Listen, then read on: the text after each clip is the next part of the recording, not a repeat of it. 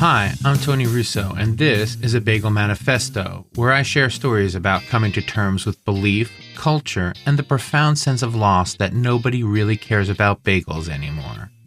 In this episode, I want to talk about allies, or the weird lack thereof. Sometimes I worry that people of good conscience let tribalism limit the number of people they count among their friends because they confuse what could be a desire to be around like-minded people with the desperate need to be around same-minded people. I'm a reporter by trade, so I'm used to strangers calling me an ignorant liar. What I will live and die and never understand, though, is why we get so much glee from attacking people we otherwise agree with on matters of culture or politics. I know this happens a lot, but I want to tell a quick story and take it apart. I have a Substack newsletter, bagelmanifesto.com, where I try and write something shortish every-ish week and link it to other stories I've written or to podcasts I've been a guest on or whatever. Recently, I wrote this. Increasingly, I want to grab friends and shake them and tell them that I pretty intentionally don't watch Rachel Maddow and certainly don't want to hear a recap from them. This isn't a dig at her in particular, but polemicists aren't good for politics. Listening to them is a step below reading the headlines and feeling as if you're informed. That last passage was part of what I thought of as a larger point about what politics is for. Some people think it is and should be a way of forcing other people to do what you want. I think it should be for finding a better way to live together. In fact, when people say, I don't want to get political, they're actually doing politics. They're negotiating to keep the peace rather than igniting a screaming match. I chose to take a knock on Rachel Maddow because my readership skews liberal, and I hate television news and political commentary. It runs on the kind of permanent outrage that I think is counterproductive at best. Also, I was being a little polemical myself. I was just trying to provoke an emotional response from my readers. If I had written that I didn't need to hear people rehashing the Sean Hannity show, people would have just nodded in agreement. If I'm trying to do anything with this Bagel Manifesto, it is to take seriously that I am on the wrong side of things, or at least to get a better understanding of why people believe I'm on the wrong side of things. My aim with the Maddow crack was to undermine scorched earth thinking. Still, I was surprised by an angry email. This is how the email started.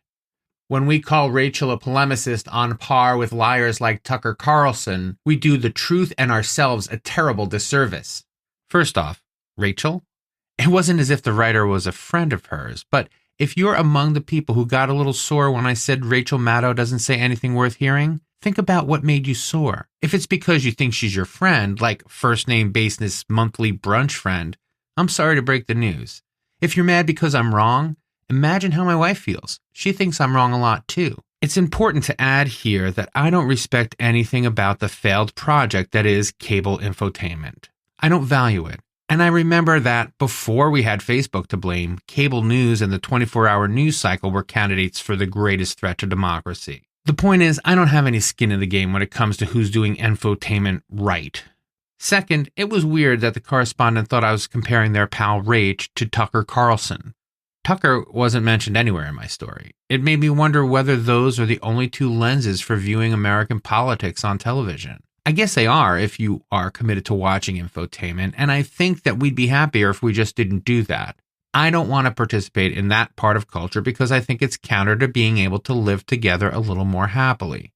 I said as much in my response email, but it didn't do any good. After way too many more exchanges, I just gave up and stopped reading.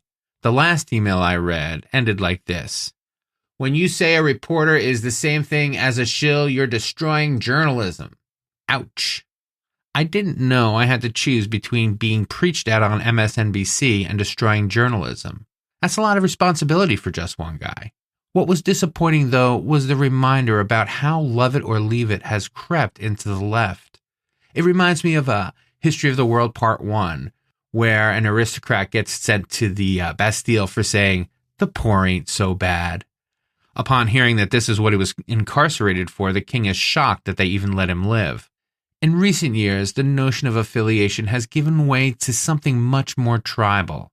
For some reason, people feel to seem like we either completely agree on everything or have nothing in common at all. I mean, just because it is and was a successful tactic employed by the imbeciles in the moral majority doesn't mean it's a good way to be.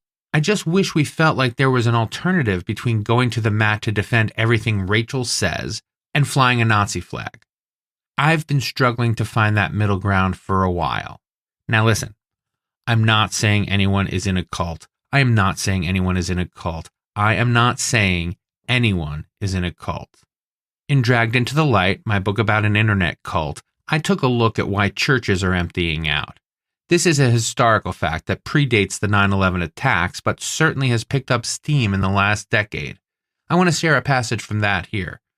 Very few people believe everything their religion claims. They just believe enough of it that they would rather be in the church than not.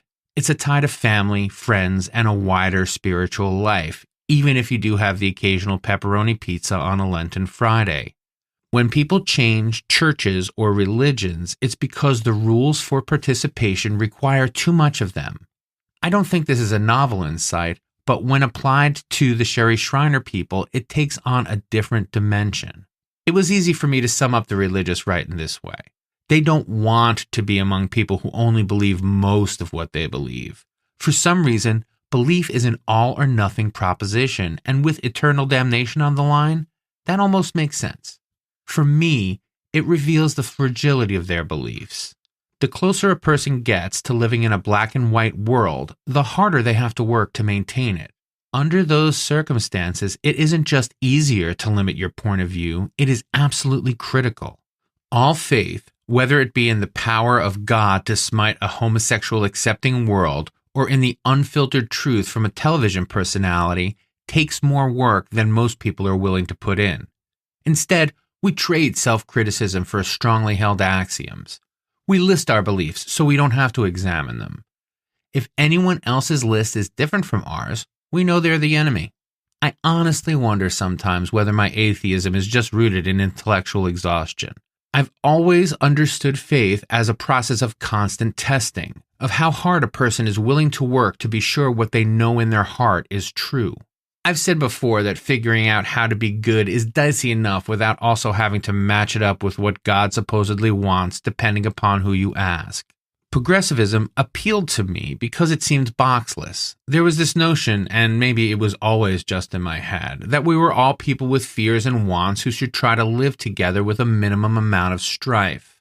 Labels were for the small-minded, as was appealing to God's rules. For me, being progressive was about a constant running critique. Progressive rhetoric started feeling a little self-righteous in the run-up to the war in Iraq. By the time Trump left office, it sounded an awful lot like the reactionary moral certainty I always associated, and maybe naively, with people on the far right. It's as if we, recognized that building consensus wasn't working and abandoned it for this up-and-down approach that made the right so politically successful. Watching people I thought were my allies give up the center and abandon critical faith for immutable truths doesn't feel different from people changing churches rather than examining their beliefs. We're in real danger of becoming a culture that cannot and will not stand for critique or conversation.